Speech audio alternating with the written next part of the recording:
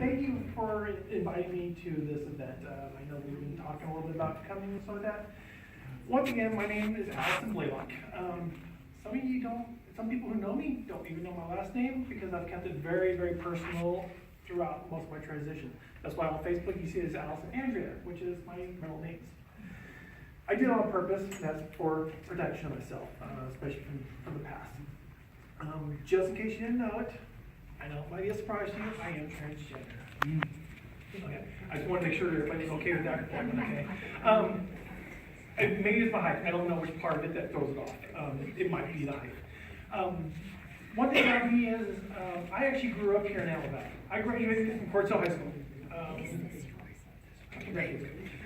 I guess I am that old. My face looks better because I had plastic surgery, so I look like 10 years younger than I really am. Thank goodness for insurance. Like Sophie, I've gone through some surgical changes. I've had to overcome some of those surgical realms in my life. I'm 2 surgeries into a 4 surgery setup. I have my next surgery planned for next month. So one thing as transgender people is we are constantly having to make sure that what we see in our side of our heads matches on the outside, because unfortunately we were never born with that body that we thought we should have had. People ask me lots of times, when did you know you're trans? Well, I didn't really know what trans was. I just knew I had a feeling that I wasn't the person that I was, meaning I was a very active person. I played baseball. I was an athlete. Some people jokingly say that that's probably the reason my legs are so great, is because of all the athletics I did. I don't know, it could be. But that's what I did. I played sports because that's what my parents wanted me to. My dad, he played baseball too. So I was living his dream. Playing baseball here in the valley. So as I was an athlete and moving on forward, I didn't know how to express who I was. The one way I was able to kind of express who I was is I would sneak into my sister's room with her, with my G.I. Joe trucks, my G.I. Joe action figures, and go, let's play Barbies. I would have G.I. Joes protecting the Barbie house while I'm playing with Barbie and Ken. Because they're on guard duty. They don't have to talk, they don't need to negotiate nothing. They're involved with protecting the Barbie house. So that's kind of how I was able to sneak into having a little bit of that girly life, as people would call it. We put binaries on so much in our lives as it is. As I got older, graduated from high school, went straight into the Marine Corps.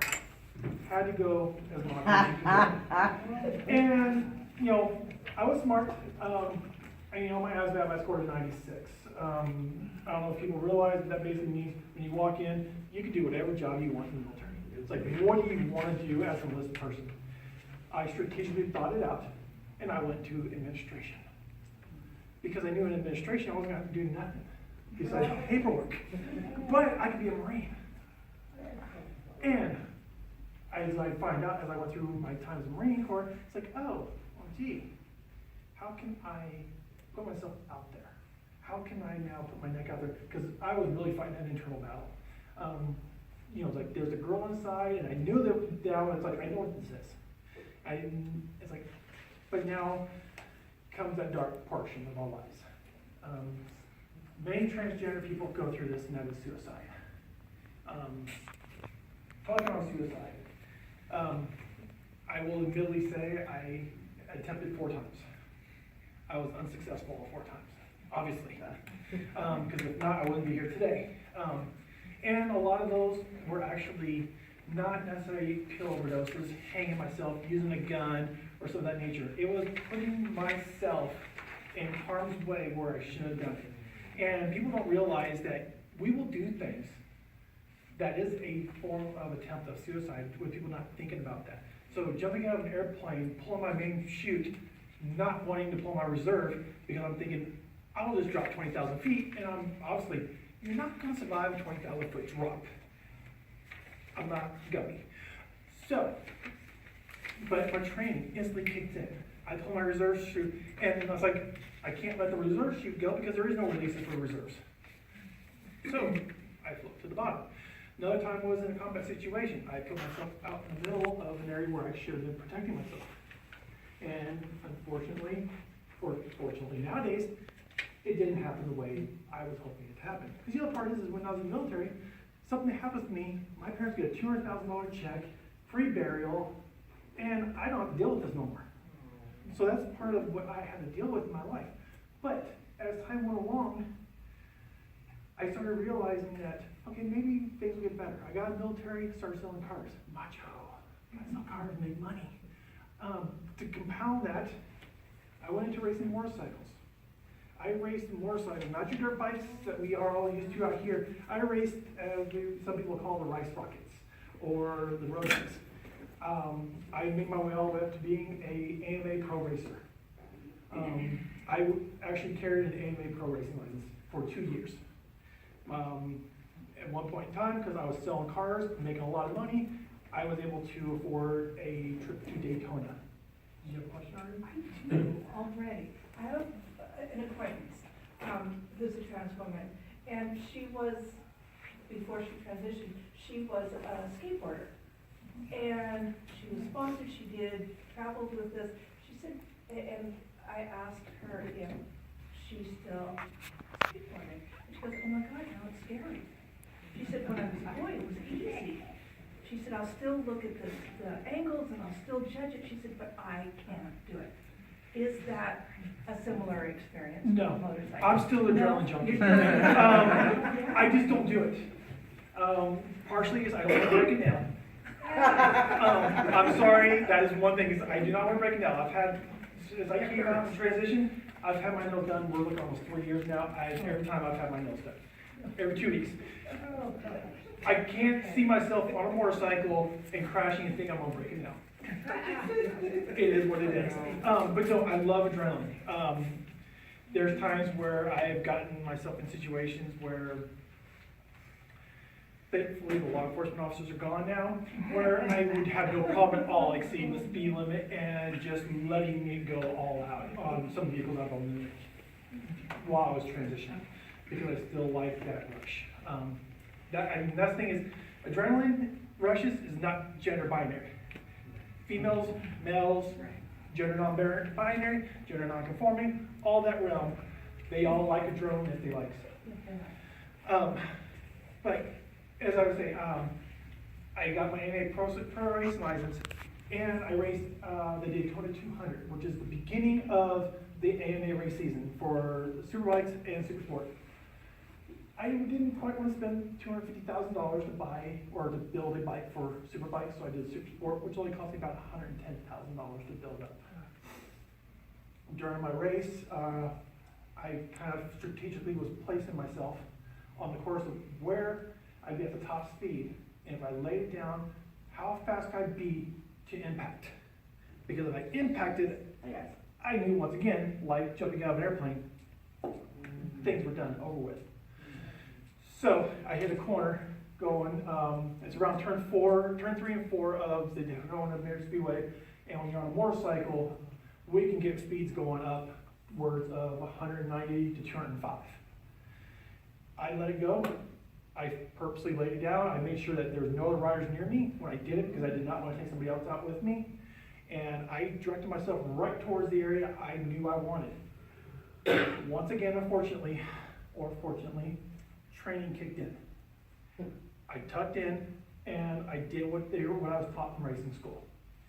So instead of smashing my head with my nice pretty helmet into the wall, I dislocated my shoulder. It still hurt. Even laying a motorcycle down at 200 miles an hour, roughly in that area, it still hurts, even though the leather's there. People don't realize those leather suits are wonderful, but once you hit the ground, that leather moves, but your body inside it doesn't move. It stops, and you get a burn, and you get fun times. So that was my last, well, no, I won't say that. That was my third to last attempt at suicide. My last one was when I was married. And that was the first time I was ever hospitalized, because that did involve a threat. It was a threat to myself, self-harm, so I was hospitalized for that. So yes, I have spent time in the mental hospitals. All this because I didn't know how to express myself. I didn't know how to let me be me. And the biggest thing is the reason why I bring up the suicide portion is because, you know, we talk about children. There is a statistic out there that 53% of transgender youth are more likely to attempt suicide by having non-accepting family members or support staff around them than those who do have support, which that number is only roughly around 3%. That's a huge difference. I mean, that is huge. Especially when you look at, I believe it is the Williams Institute, UCLA, they say that 4% of cisgender individuals, does everybody know who a cisgender individual is? No, I'm not sure. Cisgender, and I don't mean to point people out here, 1, 2, 3, 4, 5 people are not cisgender in this room. Which means you were assigned a gender at birth, and that is the gender you follow. So, for instance, you were assigned female at birth by the doctors. What's that? No, no, go on. Because you've already let us know that. You were assigned female at birth, and by you being assigned a female at birth, and you accept the female life, the female binary life, that makes you cisgendered. Okay. So we also have cisgender men, cisgender women. I know there's a lot of information when it comes to stuff like this, and you start hearing these words and these terminologies out there, non-binary, binary, non-conforming, and things of that nature. But in the cisgender world, an average adult, there's only 4% of the population that has attempted suicide. 44% of adult transgender people have attempted suicide. Now, this does not count the amount of people who actually were successful. This is just the attempt. Like you were trying to do it. Exactly. People, my numbers did not start flowing into the system until about 2015 when I started having my numbers counted, when I was started to do the surveys. There was a question that was asked earlier to Sophie regarding the population of trans people in the United States. In 2016, there was a survey that was placed out. It was done through the internet. This was only done by people who knew how to get their hands on the survey. And that survey came in at 0.45% of the United States population. That's the United States, not global. 0.45, roughly right around 1 million people in the United States identified under the transgender umbrella. Now, transgender umbrella. It's a big one. Unfortunately, I don't agree with some of the people who are in it, but that is personal preference. So under this transgender umbrella, you have trans men, trans women, gender non-binary, gender non-conforming, gender queer, and then they will also throw in cross-dressers, and they even throw in the drag queens. The last two I'm not a very big fan of because those are lifestyle choices. And I really hate it when people come to me and sit there and say, well, this is your lifestyle. No, this is my life. It's just as it's your life, it's my life. And the only thing different is, like people will ask me, well, it wasn't a choice. Yeah, it was a choice. The choice was, I'm standing here today, or I'm buried in Oklahoma, which is where I started my transition at. That's where the choice came in at. I chose this instead. I also did not ever plan on being where I am today as far as a speaker, as an advocate, as an activist, as a volunteer with many organizations. I was going to literally try to fly under the radar. I had plenty of money in savings. I had a nice house in Oklahoma. I was just going to live my life under the radar and just do my transition where nobody kind of knew. Because I figured I can just hide this. Unfortunately, medicine and insurance in some states, they let employers know what is going on. So they let the employer kind of know that you're taking certain medication.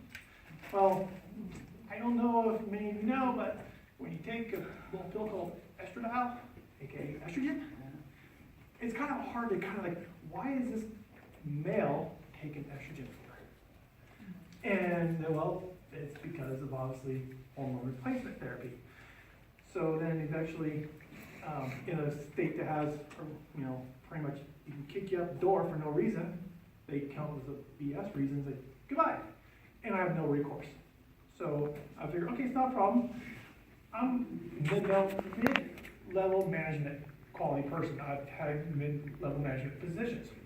It won't be no problem. I'll just start taking jobs, or I'll start applying as Allison.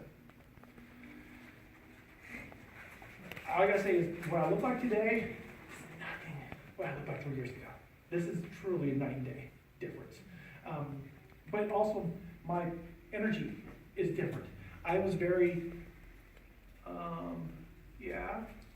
because I wasn't centered in myself. I wasn't comfortable. I wasn't strong in myself. And what's funny is, he made a comment about, accepting yourself and, being out there just kind of like, I love myself. When's the last time you made a comment about, how beautiful you look, how great you look? I actually can tell you the last time, or the first time I started doing that to myself during my transition. It was on February 23rd of this year. And the funny thing about that is, it started right after a therapy appointment I had. My therapist and I were discussing, and she's like, all the stuff you do for the good, all the stuff you do for the trans community, all the stuff you do for the LGBT community, all this volunteer work you do, you always tell me about how people are always complimenting you, and how people will sit there and say, you're a role model, and things like that, and you can't accept it. She goes, the reason why is because you haven't accepted yourself. And I'm like, shut up. You don't know me. You don't know what's inside this head. Everybody's been trying to tell me all my life what I'm supposed to be. You can't tell me what I'm doing here. Yes, I understand you have a PhD and that stuff. But trust me, you don't know what's inside this gray matter. But at the end of that, towards the end of that session we were talking. I sat there and I'm like, all of a sudden it's like for some reason just like somebody turned a light switch. I'm like, holy crap. I like myself. And the only surgery I had at that point in time in my life was breast augmentation surgery, which was done back in October of last year. On February 23rd was 2 days before I had a full facial reconstruction done. And that's I had met with her because we were going over last minute plans on how to mentally prepare for it, how to prepare for the after effects. And she's like, finally, she goes, until you can accept yourself, it doesn't matter how many surgeries you go through. It doesn't matter what they break, what they replace, what they add, what they remove, whatever. You're never going to accept yourself until you're ready to accept yourself. So I started accepting myself. And I noticed as I started talking more after I had my surgery, it's like 2 weeks after I had my surgery, I was at Cal State University of Bakersfield giving a speech to a sociology class. So I'm sitting in there, literally a scar, there's a scar up here, but it was all completely scanned over. My nose was completely bruised up. I looked like a wreck. But I sat there and I was giving this speech and talk to these college students who were getting degrees in sociology. And I just felt so empowered for the first time while I'm giving a speech. I love talking nowadays. I never talked before. Not that you can probably tell I didn't like talking. The other thing is I like to use my hands. I like gesturing now. It's like, I don't know, it might be the girl thing. I don't know yet. I'm still trying to figure that one out yet. But as I'm giving this speech, that accepting of myself came in. And I now took that into play when I wrote my support groups. A couple of people here have been in my support groups. Some people know who I am. They'll probably sit there and say, I talk too damn much. I know I do. But I also love myself. But I have a transgender youth group. It's probably the only one in the Valley. I know there's another organization that's been trying to get me and recruit me over to help them. My schedule's not working with that. I don't have time for that right now. And I feel bad because I would like to help them out. Even if you go over into LA area, there's not a straight focus on many transgender support groups. They have LGBT support groups and acceptance, the LGBT Center in Hollywood. They have the Children's Youth Center and they have their own programs. But it's kind of hard to get someone's droppings if you don't know where they're at. It's just like here. People don't know that I was running that group at first. We tried marketing it. We pushed it out there. We pushed it out through the GSA network and stuff like that. And for 3 months, I had one youth coming to me every 2 weeks. I did it on the second and fourth weeks. And it was like, okay, am I just going to need to shut it down as far as trans, just open up to all youth? The very next week, I had 4 families coming in. I didn't expect it. I was like, because that was when I was going to tell that family, we're going to open this up to all youth. I'm like, never mind. So you opened it up to all youth? No, I did not open up all youth. The reason why is because I started getting the transgender youth. They finally had gotten the message. Okay. that there is a safe place for them to go. That the outreach center here in Antelope Valley has a group for you, and it's moderated by somebody that you can relate to. See, that's one of the things, is so many times we get into these aspects of these groups, and you have the moderator having no clue at all Right. what kind of shoes that other person wears. You know, it's like me trying to go in and run a group of, we'll say, AA. You know, I can't run AA. We actually have an AA group at our center. It's an LGBT-based AA group, which a lot of people don't know we have. And unfortunately, we don't have a whole lot of funds to do large programming and putting it out there to large media outlets. We just don't have that kind of funding. We're strictly, you know, by donations only. But I started getting these youth in there, and they're starting to come in, and the ones that had already been there before my surgery, after my surgery, they're like, Allison, why are you the way you are? I'm like, well, I decided to come out in 2015. No, why are you so energetic now? Why are you so happy? Why do you accept yourself so much more than you ever did beforehand? And I told him, I said, because I learned how to love the inside of me just as much as I love the outside of me. So we had to start talking to these youth about this. And I started having youth getting a lot, they started really opening up themselves to me. So I had one youth out in Lake LA telling me about how at her school, she told her teacher that, I won't say she, I'm just going to use they. I don't want to use, they came to, you know, they said that their teacher would not use the name that they wanted to go by. And I'm like, whoa. In this state, that's a protected aspect. You are allowed to in this state. And they sit there and go, but they won't do it. I've told them multiple times, they won't do it. I said, well, I want the teacher's name, I want the principal's name, I want the counselor's name, and I want to know how long has this been going on. And they're like, well, you know, I don't want to get nobody in trouble. I'm like, you're not going to get nobody in trouble. You might get somebody fired, but you're not going to get nobody in trouble. Because one thing is I've taken on the kind of the role of a mama bear. I see my trans population, and I try to fight for them. I do everything I can to be that person in front and let me take on the shots. I got small shoulders. What do you expect? I mean, so, you know, I've had times where I've gone out in public with my other trans brothers and sisters, and they feel, you know, they feel like, oh no, I can't do this, or I can't do that. I'm like, just come with me. I got you. I will carry the weight. I will be the front runner on all this. And yes, I did get dressed up for today. I even put on makeup today. I learned as a girl, you don't have to put on makeup. You don't have to go all fancy to get your point across. Because, no.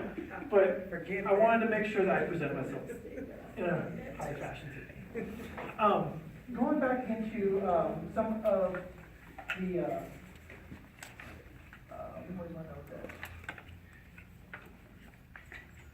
One of the other things that we're finding out with trans youth is they're starting to use dating apps. Right. Using things like Kick. What's the other one? There's Kick, Tinder, Hot or Not, Meet Me, Scout, and yes, even Grindr. What a lot of people don't realize, these are actually funnels and cesspools of STIs.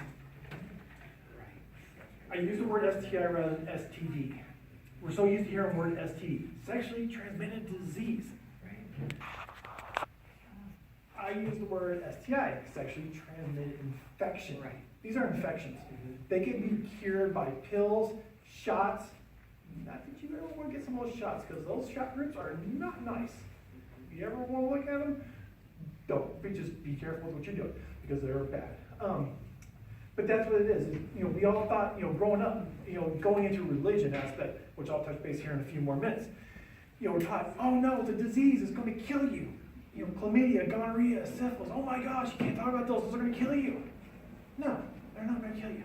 I mean, they can if they're not treated. Like, these are medications you can take real quick, and you can start being cured of this within a week or two. one of the, I will jump into a little bit of the aspect is, you know, talking about jobs. I didn't get Allison, this beautiful woman in front of you right now. She did not get her first job until May of last year.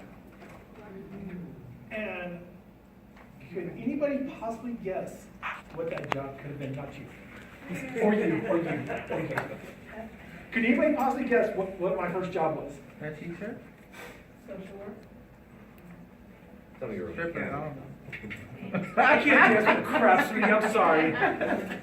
No, I was a team member at Six Flags Magic Mountain Hurricane Harbor.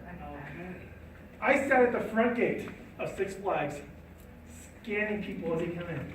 Thank you for coming. Thank you for coming. Thank you for coming. Then I got to the part where, here, you want to buy an air ticket today? Here, a rental in there to be applied. Here's a rental. Here's a rental. And then I went into guest relations a little bit, and then I'm like interacting. What I found out by doing this is on average, 6,000 people per day that I worked had to see a transgender person. So, brings a question to me. Before today, before you saw me, Sophie, how many of you saw a transgender person in the past? I want to see high arms. Okay. This is kind of nice because normally it's one person in the back row going, so, how many of you actually know and engage with a transgender person? Awesome, I love it. Once again, normally it's that kind of aspect because nobody wants to be known as the person who knows a transgender person. One thing I was going to mention to the sheriff officer is he kept using transgenders. We're not transgenders and we're not transgendered. There is no ED and there's no really S at the end of it because it's an adjective. You don't put S in adjectives. It's like color. Yeah, you don't say reds, per se, unless you got a collage of different colors of red. So you might have like 4 different colors of reds, or 4 different colors of blues. No, we're only transgender. N of R. No more, please. But yes. Can you be trans? Yes, I'm okay with the word trans. Okay. Now, some of the words, since you brought this up, I'm going to jump into this Oh one. my God, I'm always in trouble. Trannies. Yeah. That is as bad as some people being called another racial slur. That word, along with the word she-male, those are 2 of the worst things you can call a trans person. What's that? She used the word tranny. Oh, no. This is unfortunately a slang word even used in the LGBT community, mostly the G side, the gays. They love to call us the. Where I picked that word up was way back. Yes. I used to hang in Hollywood, and I used to be somebody's friend. I was anyway. Yeah, that one. You're hanging with the trains. And yeah, so I hung with the trannies, and they didn't consider it an insult when I was talking to a transvestite man. But that's not the same as transgender. Well, and it's just like as time went along, in the very, unfortunately, I don't mean to hit some spots here, but you go back into the 1500s, nobody necessarily had a problem with the N word. I won't use that word because I don't feel comfortable using that word. They use that, but everybody was so used to hearing it because it was just common talk. Right. Right. So just as it's still not a good word to use, the word has been manipulated in recent society. That's right. I don't use the word in any form or fashion because it's not my place to use it. Now the word trans, I have no problem using the word trans. Trans woman, trans man, whatever. Would you say that that it would be okay just to say my friend Sophie, my friend Allison versus saying my friend Sophie Allison transgender? Do I have to say that? The thing is, well, because people do it. People call all the time, like, oh, well, that's Allison, she's the transgender person. She's the transgender person who works with the sheriff's department as a community advisory person. Oh yeah, that's that trans person, Allison. As the sergeant mentioned. Just their name. Yeah, Right, no, but what I'm saying is, for example, you know, when somebody asks something, I said, oh, you know what, my friend Doretta knows. I never say, her race, color, anything. It's just, that's just. My female friend Doretta says Right. this, you don't use that. So, I mean, I'm just asking, am I wrong? Because I would just say, you know what, my friend Allison will know this, or my friend Sophie will know this. Yeah, exactly. That is what we want. It's just like, as I was saying, when Sergeant Benton had made a comment, it's like, you know, when we can actually make it to the point in time in our lives where we can sit there and say, hi, I'm Allison. Right. Period. That's it. Ta-da! That's how it should be. It's Allison. That's how it should be. Right. It's Sophie. It's Michelle. You know, it's Ruth. It's Scott. That's it. We don't have to put labels. You know, Yeah, see, society. that's what I was talking, I mean, because Ruth was saying the same thing. So we had these conversations, I said, because I do work with, you know, several married couples and whatever else, you know. And she goes, well, how do you refer to them? By name. Exactly. That's it. I mean, It's real simple. it's so, this is so-and-so, and this is so-and-so. And if you want to be called Billie Jean, then that's what I'm gonna call you. I don't, you know, she's like, I said, but I've been doing this for 12 years, I think now, 13 years, with the same, you know, workers that I have. And so I guess I just kind of grown with it already. Yes. I have a question. So, in a situation where you don't know, like if I didn't know your name and I addressed you as, you know, judging from the side, either, you know, excuse me, ma'am, or sir, or whatever, I mean, obviously there's instances where that's gonna happen, you know? Oh, and what it is just like anything. If I walked up to this lady here, hello, miss, what is your name? V. Thank you, V. I'm Allison. Now we know each other's names. I don't walk up and sit there and go, How do you identify yourself? What are you? what are you? Are you? Right. I'm sorry if I offended you. Oh my gosh, I didn't want to go there. Yes, you, presentation of an individual. And one thing that I will sit there and, that word was dropped many, many times, just one second, I'll be with you. Many times that word's been used today. Guys, you guys. Right. Microaggression. What is a guy? Male. What about instead of this? What's that? If there's a group of men and women together, you just take the masculine. Hello everyone, how are you doing today? Okay. I grew up with guys being a genderless Yeah. designation. Exactly. Yeah. Women are also guys. But, you know, you have guys, and you Guys have get in. gals. You have guys and girls, yeah. Yo, you know, you have guys and you have gals, but yet, I use we're Did you all say that in front wrapped of- into being called guys. People who want to be on the forefront, instead of saying, hello, how are you guys, say, hello, how's everyone doing today? Right. It also, believe it or not, is a lot more welcoming Yes. on your presentation. I just want to say that, back to the whole guy and girl thing, if you're in a room full of men and you say hello girls, that won't go over so well. It depends on which group you're in. Well, right, yeah, I'm yeah. sorry, because I work with people that would prefer, yes, ma'am. But heterosexual. Now, you know, there are times when they're in the beginning of the transition. So it's very difficult to acknowledge which way. So how do you address that? Because I have a niece that just transitioned into her manhood, into his manhood, sorry. And so a lot of my family members are still having a little difficulty. And they're still calling her or him by her original name. Yeah. It's awful. And I just put a post out on my Facebook the other night, kind of a situation came up. And what it is you have to learn as allies to meet the person who's transitioning at their transition point. You have to meet them where they're at in their transition. If you have that person who is in the stages of both male and female, or female and male, you have to meet them where they're at. And you may have to ask sometimes that question, where are we at today? Yes, I. And one thing is rather than using the pronouns he and she, start using they and them. Those are gender neutrals. They, them, there. Very gender neutral. But you know, in some language, they, Yes, I them understand. is, Yes, I a understand. derogatory Just term. don't put people after. Yeah, exactly. And I understand, because they're Them. people are those You can't put people after. I understand, and you know, and that's the thing is, you know, we try to make this a level playing field, that's what we're trying to do, we're trying to level this off.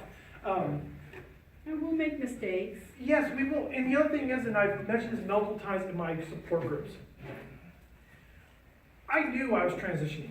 I knew where I was at my transition point. I knew when I kind of made that leap, it's like, this is the date, which, you know, was January 19th of 2015, not that I'm counting. Exactly 48 hours after my form. No, not quite a second. I haven't quite figured out about. I can give you. I'll work on that one for you. That was 48 hours after my, at that time, wife said she wanted a divorce. It took me 48 hours to fully compress it, digest it, cry it out. I finally let the guy out and say, screw you, we're gonna cry this thing. So I cried it out, went, did a few things that were very ultra masculine, go shoot guns, go off-roading, go do a bunch of stuff just to let my life out. 48 hours later, I was on the phone with a therapist group, getting myself back into that route. So that was in January 19th. But I know where I was at. Nobody else knew I was ready for transitioning. Not even the people that I was fixing to come out to knew I was transitioning. So as I started my transition process, I had to slowly bring people in, and I had to realize people who did not know Allison, who knew James. Yes, I will actually let my dead name be out there, because it's actually a really kind of cool name. My name I was assigned at birth was James Dean. I was a rebel without a cause. James Dean? Yep, James Dean, I was a rebel without a cause. Wow. Now I found my cause. Right. With that, nobody knew. Nobody knew her. I knew her. I'd been really kind of suppressing this for about the last 5 years, and our marriage had not necessarily suffered because of the gender issue, it suffered because of many other issues, not financial. Financial was one of the things we were great on. That was the good part. But you have to realize you have to meet the person as they're transitioning. You have to realize, as a trans person who's transitioning, I have to realize that, you know, you as Auntie so-and-so knew me as your niece. I have to learn to realize you've got to start your transition to let her go and embrace him. Now, what I will ask you to do is do not take as long as she took or they took. Do not take as long as they took to catch up on the process. Oh, I didn't have. But other family members also, Yeah. you know, I'm not saying you have to do it within, The you know, family within matters of minutes or days or nights. I have to kind of slap them now When, yeah, when I came out to my parents, you know, and they dealt and they accepted my transition, my dad made some slip-ups. You know, my son, him, and things of that nature. And he's even made some slur marks towards me during this time frame when we started butting heads. It's kind of his way of him and I trying to get heads, and he's like, fine, I'll know where I'll get you. I'm gonna call you my son. And I'm like, all right. And I will not repeat what I say to him.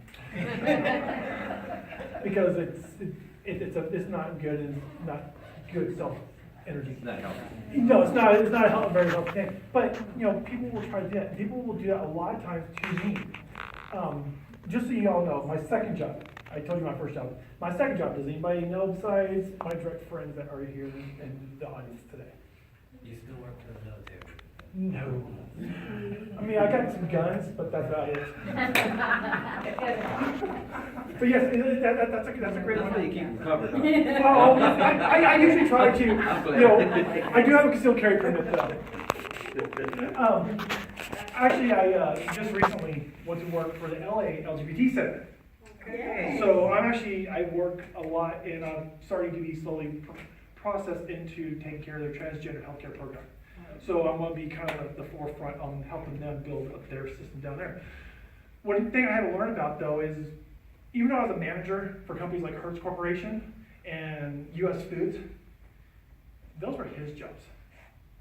I had to realize that she had to get her jobs. She had to start from the ground up, such as Six Flags. And now I'm at the kind of entry level of the LGBT Center. However, I have great potential growth there because of my background in beauty management, and they're fully accepting me. So I'm building on that kind of stuff. Because that is one of the big things that transgender people find and have a great deal with issue with is employment.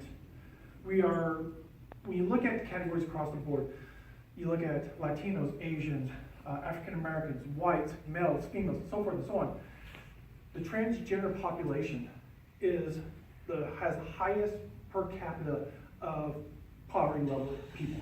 Right. More people are in poverty that are transgender than any other category there is out there. And that's taking out skin color, that's taking out gender, what I mean by male, female, all that. We are at the bottom.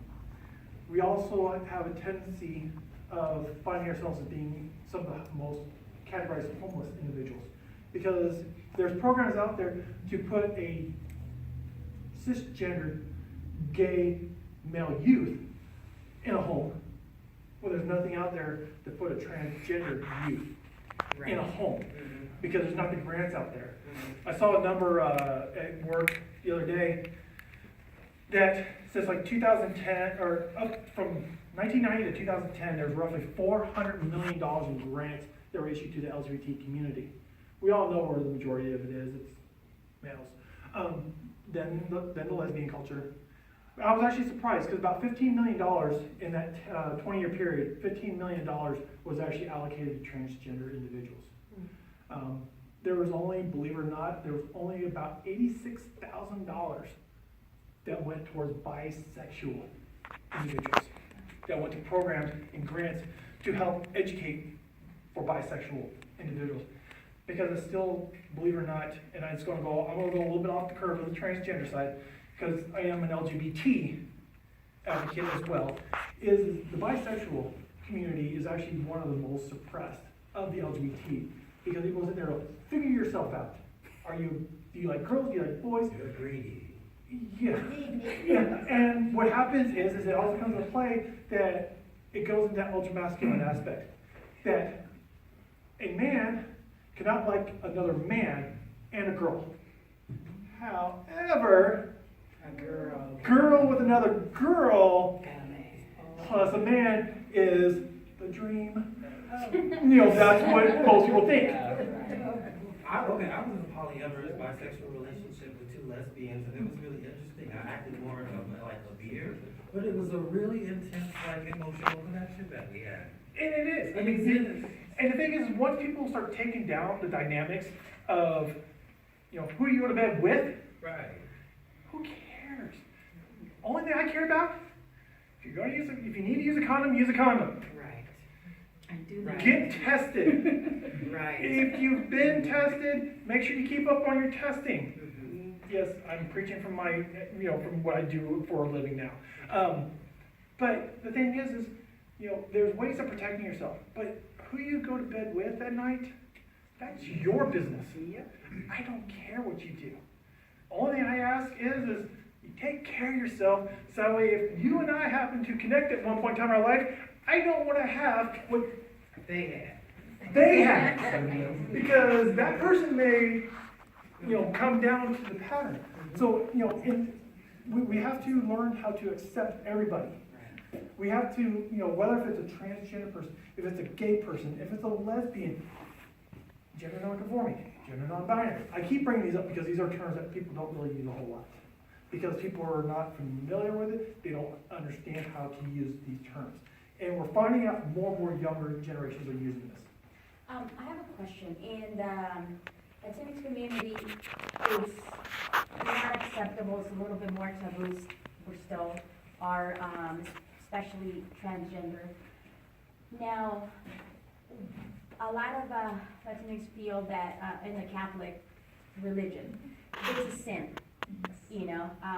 or I've heard it's a disease, it's an illness that can be cured.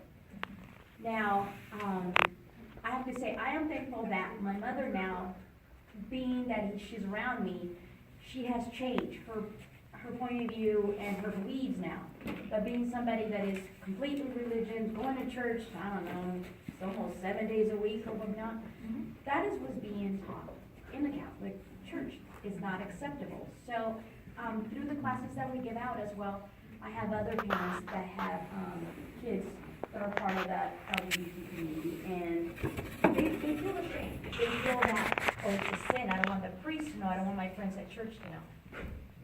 always say, well, and I think that was when we were talking about it, and I said, well, back in the days, they were going to war, it was only men that would go. So this is not something that just happened just 3 years ago, 5 years ago. This has been going on from decades, centuries ago. So I guess my question, or I want you to touch base, is that it's on that. How can we change that perspective? How can we do it besides after so many years exposing her to, my ways and in the world that she's changing, but it's still, how can we change that? That's a great question, because I do get asked about religion. There's two things I seldom like to discuss, but I told you I would discuss on this one. One is politics, and the other one is religion. Biggest thing about politics, I will just touch on that one real quick. The reason why I don't talk about a whole lot with people about politics is because the fact is most people don't know about politics. They know what they hear that the media feeds them. Now, religion. So last time I think I was looking at, there's 25 different versions of Christianity. So, which one of these 25 are right? There's, 6 different versions of the Bible? The Holy Bible, there's like 6 different versions. There's only one version of the Quran. So, it sounds like people are trying to manipulate to have their self, or their situation the best. People will sit there and say, well, sleeping with a man is an abomination. It's in Leviticus. Thank you. I'll deal with you just a second on that one. 1822, Leviticus 18:22 says man should not sleep with another man as he would sleep with a woman. But wait, what does that mean? And then for like. You got a degree in theology, right? No. Oh, what was it? No, Oh. I'm a psychologist. Oh, psychology. Okay, I thought you said you're But a I'm theology. also, I'm interfaith, but. Yeah, but I was saying, because I have a friend. I've never studied the Christian Bible that. Because I have a friend who actually has a degree from Berkeley, that was in theology. And he sits there and he goes, well, when I had to discuss that portion of the Bible, 18:22 on Leviticus, we went round and round and round, because you have to be a gay now. And at the time, and they're discussing this. Is it because you maybe caress a woman, so a man shouldn't lay with another man like he would lay with a woman by caressing? Or are we talking about sex? Or are we just talking about being in the same bed? Or are we talking about sleeping in the same pose? Who knows? Because remember, these were, in Leviticus, these were rules. There were 76 of them, rules written to the Levites. That's where the Leviticus comes in. It's the rules for the Levites. In there, as you said, also included in there is you shouldn't wear mixed fabrics. How many people love bacon? Oh, I just had like 10 Vegetarian. Okay. How many people like shellfish? How many people have sold a piece of property in their lives? And I know that's a no-no in the Bible. Selling a piece of property is actually an abomination under Leviticus laws. Right. You cannot sell that. People don't take that into consideration. That they take 1822 and they want to slam that against the gay and lesbian, or the gay community. There's nowhere in the Bible, does it say a person cannot be transgender. However, there's going to be a couple things I want to bring up on that portion, but I'm going to leave frog over. Nothing in the Bible says you cannot be a lesbian. If I remember right, I'm sorry? Exactly. And when you look at that time frame, you look at time frame prior to, we'll say, 1900 going forward, why did people want heterosexual people to mate? Because you needed people to work in the farms, you needed people to go to war, and you needed somebody to carry the family name. That's what you used. It wasn't about anything more than that. So, you look at countries like China. If you have a female child, they almost rip it out of your hands. We're going to go and get rid of this child because we don't want you having it. We want men because we need men to work for. We need men to fight our wars. Okay, something that I really like to think about Bible is not like trail mix, you can't just pick out the M&Ms and like leave the rest of the stuff. I But do. At the same time, okay, so we have the Old Testament. That no. We have the Old Testament in which men were allowed to have several wives because the earth needed to be populated. Go forth and, what is it? Procreate. Go forth Yeah. and just procreate. But then we have the New Testament where you're only allowed to have one wife. So now that we're at a point in our human civilization where we're reaching overpopulation, especially in places like Asia, specifically India and China, what if homosexuality is the answer to that? Because we have people pairing off, and the homosexual people are the only ones really adopting the kids. And then in certain countries like China, each two couples are only allowed to have one child, so they're trying to basically have their population. So what if that is some kind of like biblical connection? And I do agree with you on that. Is we're, you know, we always see these trends and these patterns that go on through centuries and decades. And one of them is it time now for us to start realizing that maybe having a same-sex couple adopt a child who may have been, you know, just thrown out in the streets with an unfortunate life. For instance, I'm working with some of my colleagues back in Oklahoma still. They just passed a bill all the way through the House and Senate, HB 1140, which now will strip that right from gays and lesbians from adopting them and forcing it to where there's only heterosexual people who can adopt in that state. It's a really hateful bill. We're working on it. And the ACLU is actually part of the team that I've worked with on that. We're fighting. We have a good feeling the governor's going to veto it. We're not 100% sure. But it is out there. And yes, that is one of the things that we look at. Now, one of the things is when it comes down to the religion and going back into some of the New Testament aspects and things of that nature, is were the eunuchs, you remember the eunuchs? The eunuchs, they were looked at as strong, powerful people. As I brought up to my godmother, I was raised Catholic, my Nina. I was raised Catholic, confirmed here at Sacred Heart here in the Antelope Valley by, at that time, Cardinal Mahoney. He just got promoted to Cardinal. And at that point in time, I talked to my godmother, and I sit there and I said, couldn't the eunuchs be today's transgender individual? They didn't have modern medicine like they do today to give us hormone replacement therapy, breast augmentation, mastectomies, vaginoplasties, phalloplasties, things of that nature. So basically, because what it is they just removed their genitalia and they were the eunuchs. Could they have not been the biblical era's version of a transgender individual? You also go into the aspect of the American Indians, the Two-Spirit. Right. Those were once again accepted and welcomed individuals, and they were actually outside the chief. They were the next person right below the chief, because they had the warrior spirit, but the nurturing of the mother. And people really embraced those individuals. They sought their attention because of how strong they were and how much of a guidance they can give. Okay, now when you say that part, when they have the spirit of a warrior, but the nurturing of mothers, what do you do to combat Freudian theory when it says that homosexuality and other forms of like LGBT community stem from, I don't know, that person trying to show the affection of their mother in that kind of sense? Do you understand? I would say, Okay. yeah, I would say, the other thing is, Talk about the relationship between sons and their mothers and their fathers. A lot of his theories were debunked over time. one thing you gotta remember, those are theories. Right. What are theories? Right. They're something that has not become fact. Right. They're just theories. I have lots of theories. I have theories about my financial situation, and it's not looking very good right now. But those are theories. It's gonna get better. Yes, I gotta rechange. I gotta reinvent the hypothesis Right. to work the theory out better. Right. But yes, that's where we go at. Now, I'm gonna get ready to wrap this thing up here because I've already kept y'all quite late. So, real quick on how we're going to protect our youth of the future. Biggest thing is having allies.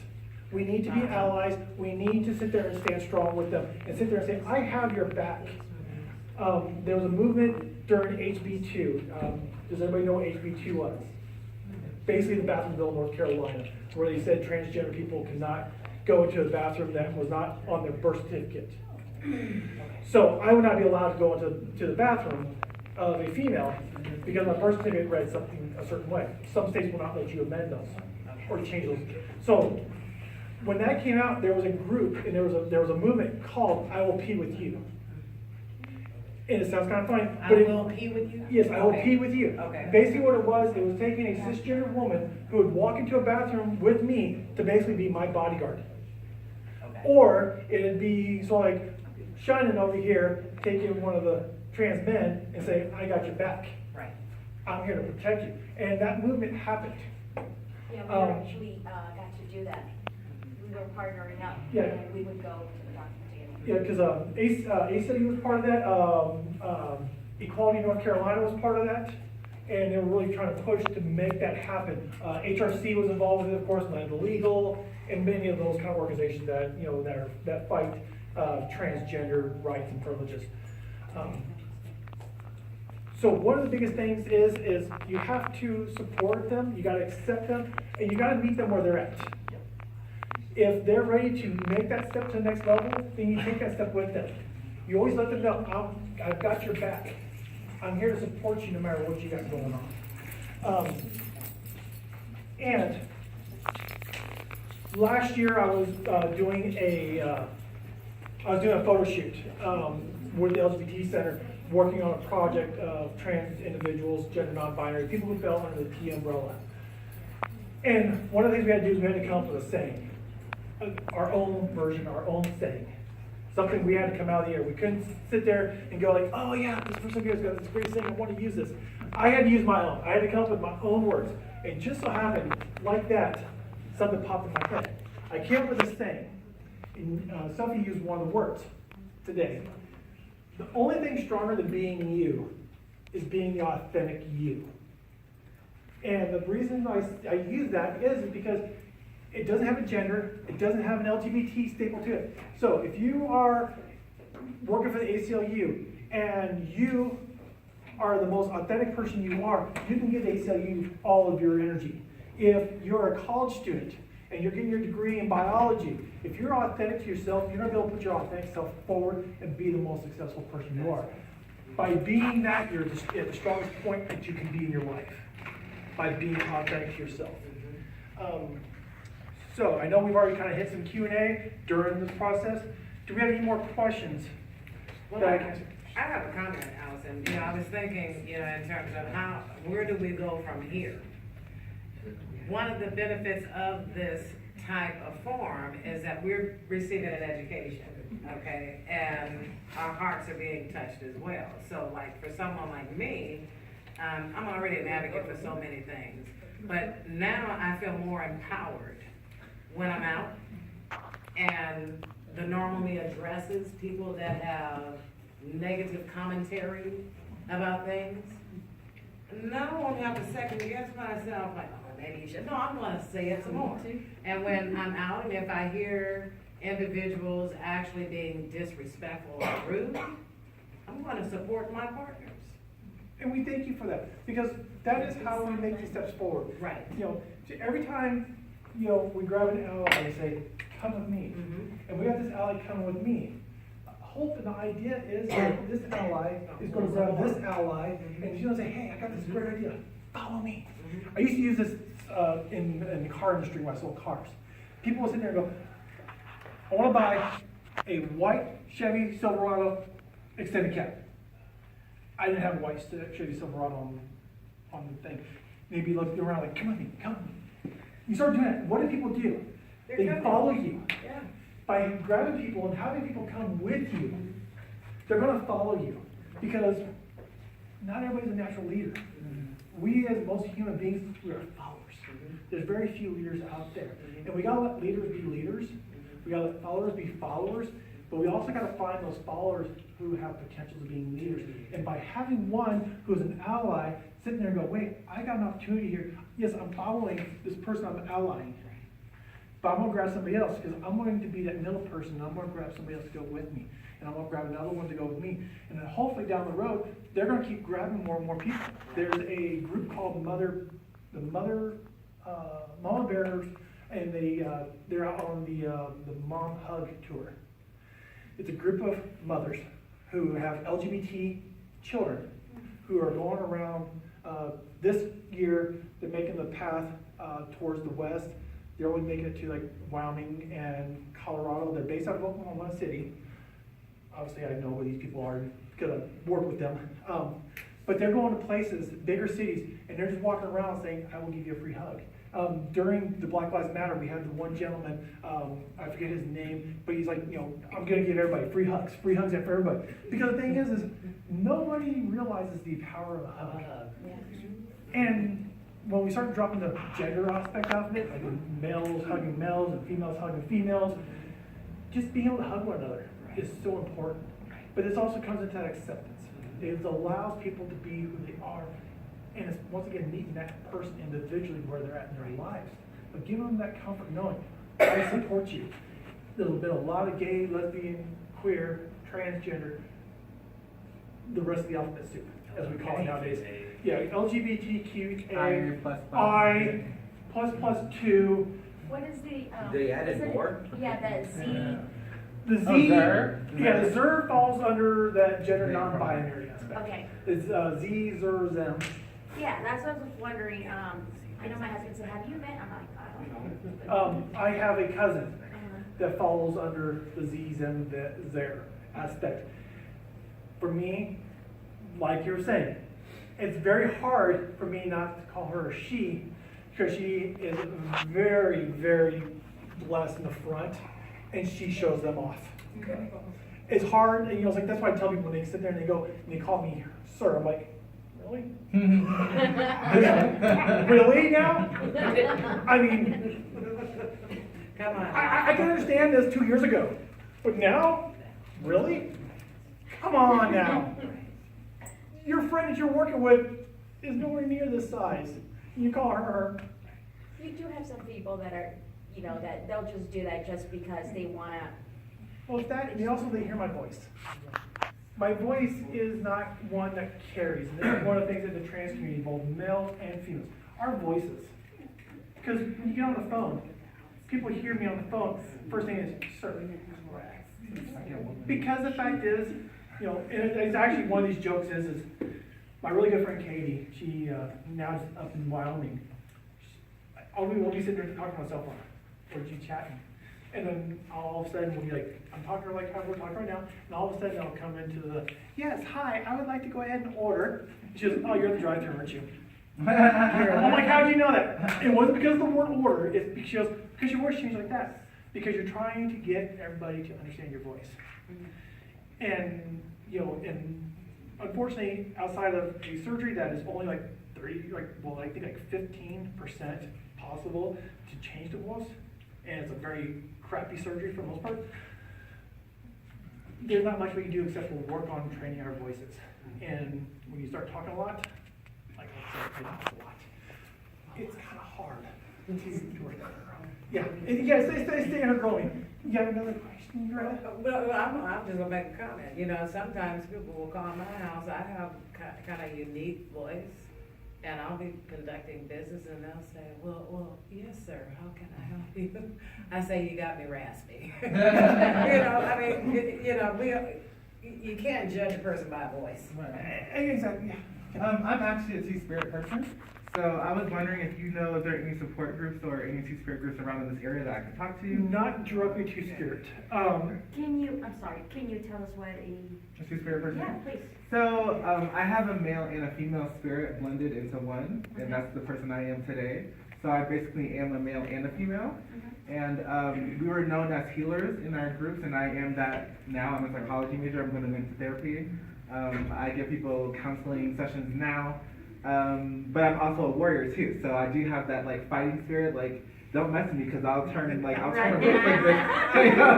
But I'm also very very. So we're we're how do you say it?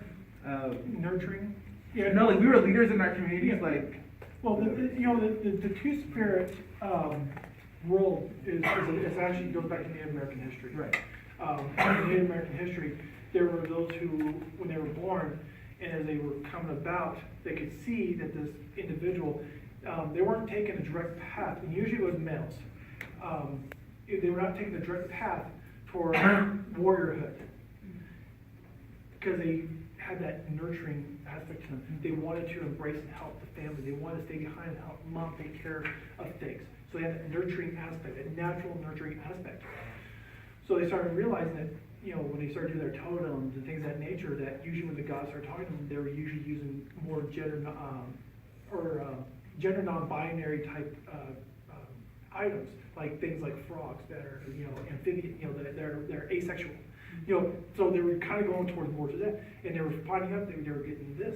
So that's where the Two-Spirit comes in, and it's a Native American cultural history. And they're starting to slowly try and bring it back to knowledge. And unfortunately, as we have suppressed the American Indian culture in general, we are losing some of that knowledge. I do allow Two-Spirits for the most part to come to my transgender support groups because they still fall under the T umbrella. They're really hard who's a very acting Two-Spirit individual, and it's really hard for them to find stuff that goes on. So that is one, because it's so hard to find people who understand, know, and practice it properly. Because a lot of people will say it, but they don't know how to practice it, and they don't know how to embrace it. Right. Is there any more questions? That's the first time I've heard of that.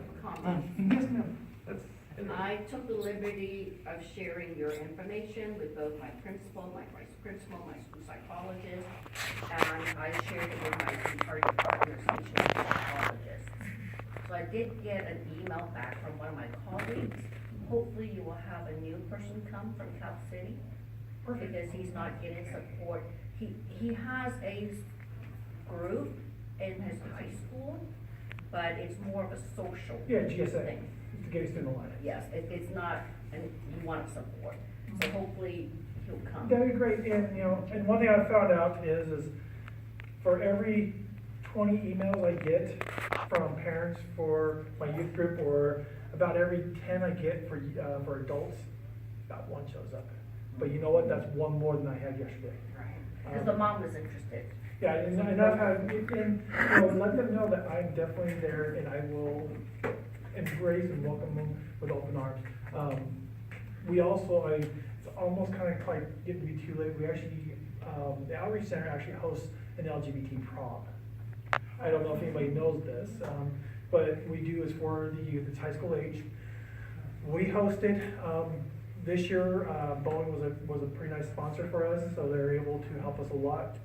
It's at $30, and anybody who is under the LGBT umbrella can go to the prom. It's going to be the college on Sierra Highway, UAV. University of University of Nevada. Anyway, but we have that, and those are things that we try to do as far as an outreach, because we know that is a big thing. And at one point in time, those youth did not have a prom they could go to. So for instance, like for me, who would have loved to rock the dress and go to the prom, I never got to. I actually never went to prom because I could never be. You can do that extra. Yeah, they're kind of like sitting there saying, we might need you to kind of tame it down because we don't need you to be the focal point because they know how I am. I don't do anything half, but when it comes to certain things, I will go over, I will definitely go over the top real quick and simple. We actually have somebody who's going to donate their time to do hair and makeup, and Mike, can I get in on this? And they're like, oh, yeah. But, you know, the same thing is I got professional makeup artist friends, which is one of the advantages of working at Six Flags is I work Fright Fest, so I picked up a lot of friends who are professional makeup artists that, and call the button, I can have somebody do my makeup perfectly. You know what, Allison, I'm not gonna say anything else after this, but there's one thing I want to say. One area of change that I would like to see is in the school system. I understand the need to protect youth that may have family that may not be supportive. I understand that. However, I see it as a total injustice to assume that all parents would not understand. And I say that to say this. I would have liked to have been involved when the teachers and the school were aware that my son had come out at school.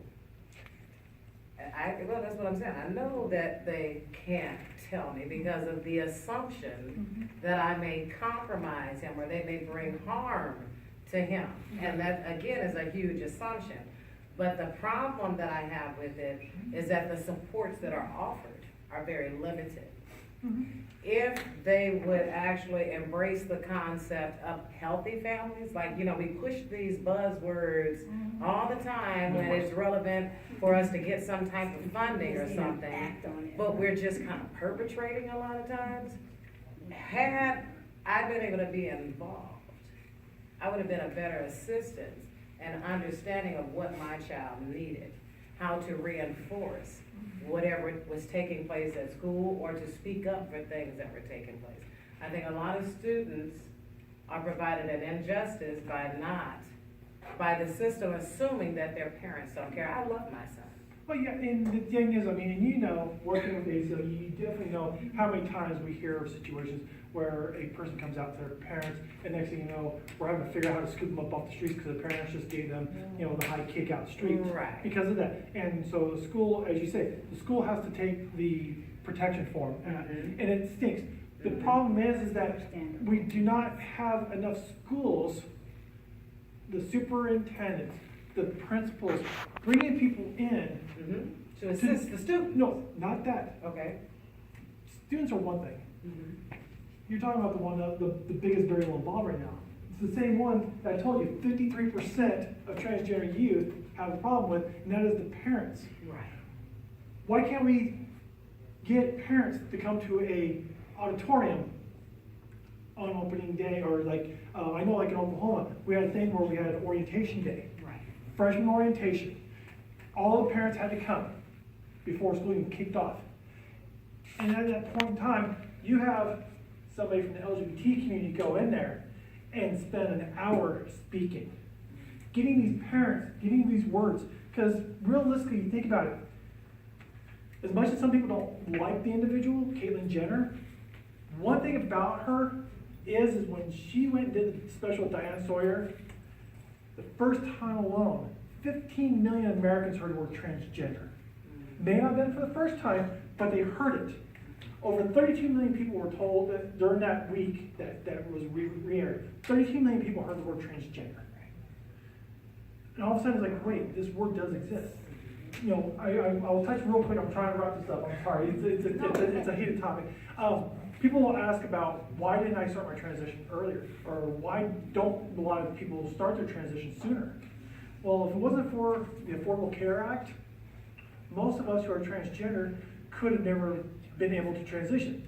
Because we make the statement that this is a medical condition. This is not mental. This is a medical condition. All my surgeries have been approved by my insurance because of medical necessity. Not because I just want to have a rocking body. Who doesn't? But this was a medical necessity because we pushed that. And the reason why I'm not able to get coverage is because now we can lump this as a pre-existing injury or pre-existing health condition. So I am now protected and covered under these medical terms. That's why things like the DSM-5 going into the DSM-6 is now going to change gender dysphoria and make it a medical diagnosis rather than a mental, where GID, gender identity disorder, will still stay as a mental illness. And this is where more of the people who are cross-dressers, drag queens, will fall more under the GID diagnosis rather than the GD or gender dysphoria diagnosis. So that's where we're getting our medical protections in that aspect. And that's where things like the last administration had brought up things like Title IX and Title VII protections under EOC with using gender identity as a protection, and you know we lost some of that in this current administration. But the one thing is, I blame the previous administration as well on this. Is they could have made it a law. They could have fulfilled it and put it in cement, but they didn't. They waited until the last year to work on that. I understand there was other things on the plate, there's other things going on, but they could have cemented my protection, your son's protection, Kendall's protection, by placing sexual orientation and gender identification in both of those and made it part of the it would have been the 2017 EOC, Title IX or Title VII, and then for school, Title IX. But it never happened. So now we're losing that fight. Granted, living in a state like California where we are protected because the state of California recognizes gender identity and sexual orientation as a protected class, we afford that. But the second I cross boundaries into, let's say, well, Arizona's one, New Mexico, basically outside of the two coasts. If you just go down the two coasts, minus Georgia, you go down the two coasts, that's where all your protections are. Well, North Carolina, South Carolina, there's no protections there either. But in those areas, that's where we're protected on the West Coast and parts of the East Coast. There's not very much in between. Wisconsin has protections out there. There's only 11 states in the union that protect transgender individuals. HRC, which I'm pro and con on at times, I have some bitter tastes with those people because they made a comment to me one time that they would be able to get protections for the gays and lesbians if it wasn't for the trans people. And just like all the rest of the bigotry and hatred and all that stuff out there is they're throwing it on us, saying, you're the reason why I can't protect the gays, or you're the reason why I can't protect the lesbians. It's like, no, what it is you need to pull your bootstraps up and get at it. As I was, when I was at the Community Advisory Committee meeting, I said, one thing about that the Marine Corps taught me was I learned how to charge forward with things. I didn't stay on my heels. I didn't run back. And we had an issue going on, at our CAC meeting, and I told him, I said, the kind of person I am, let's see what it is, tackle it, run forward, knock it over, and let's just be done with this stuff. Hoorah! But My father's not Marine. hoorah, it's hoorah. But, I'll let you go from there. But yes. But yeah, these are the things that I try to tell people. So we need to fight, but we have to have allies on our side. Because you ever look at any kind of wars, no wars have ever been won by that country fighting on their own independence. Right. They had to have allies fighting with them. So this is a war. We are in a battle. We're going to win some battles. We're going to lose some battles. But the idea is we got to win this war. This war on the bigotry, the homophobia, the transphobia, and so forth. So I'm going to take one more question or comment, and then we're going to call it quits because I know Ruth wants to get out of here.